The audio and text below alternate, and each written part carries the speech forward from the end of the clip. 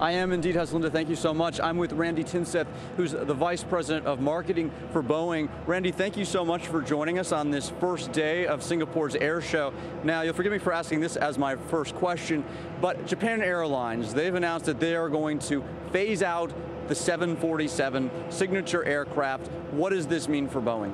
Well, they're going through the bankruptcy process. They're going to look at redeveloping their fleet, reanalyzing their network. Right now we have about 70, 71 airplanes on order with them, so we're going to work closely with them to make sure that we can match the right airplanes to their new their new fleet needs. Well, are they going to be able to pay for them? I guess that's the other question. Well, they'll go through that bankruptcy process and hopefully they'll be able to work through that.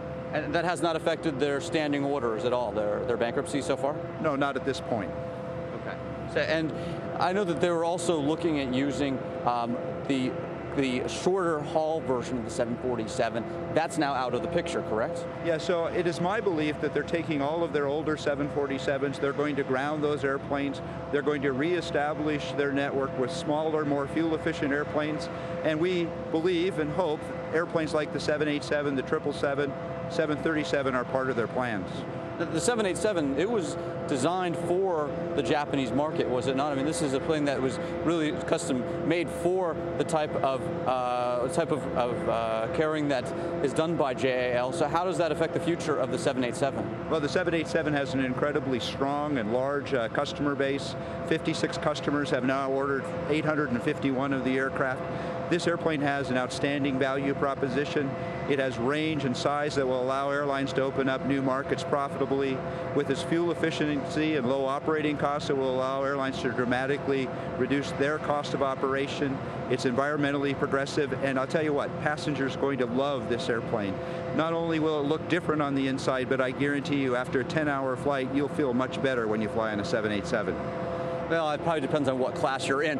But what I wanted to move on to is speaking to you more generally about the state of the aviation industry. IATA, the industry's main voice, is saying that it's going to take at least 3 years for the industry to recover from what happened in the last year.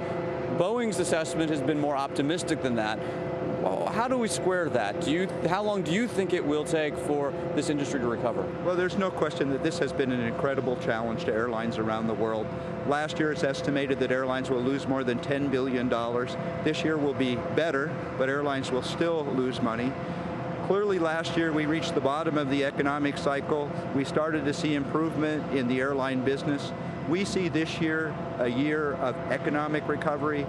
Next year, airlines should return to recovery and profitability, and that means for us as a manufacturer, 2012 will be a year in which we see increased demand for new airplanes. So it's been a tough road. Things are better, but they still can improve a great deal more. Let's talk about China, because that's one area where most analysts believe there's a lot of room for improvement for carriers, because you have Airbus saying that 2,800 aircraft may be ordered by Chinese companies in the next decade. How much of that market do you think Boeing will manage to get? Well, today we have 777, I love that number, airplanes flying in China. It's a little bit more than 50% of the market. We hope to maintain that more than 50% market share. We view that market as very important. About 3,800 airplanes needed over the next 20 years, valued at $400 billion. The heart and the center of that market are smaller airplanes like the 737. We got a great airplane in our 737, and it's ready and willing to compete. When the Chinese are producing their own aircraft, the C919, how do you compete with that? Well, essentially, with new entrants into the market, they bring new technologies, they bring new competition, they bring new ideas, and I think that makes all of us better.